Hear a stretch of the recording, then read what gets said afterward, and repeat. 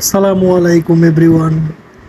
শহরের জীবনযাত্রা, কংক্রিটের বিল্ডিং, মাঝখান দিয়ে সুন্দর একটি রাস্তা, বাতাস বইছে, অসাধারণ সুন্দর একটি জায়গা। দেখুন, শহরের মধ্যেও সবুজের আনাগোনা, অনেক গাছপালা দেখা যাচ্ছে। সচরাচর শহরে এত গাছপালা দেখা যায় না। বাতাসও বইছে, বৈশাখের বাতাস, ভালো সুন্দর দেখতে লাগছে। তার সাথে এই লেকের সৌন্দর্য, ওয়াও, অসাধারণ।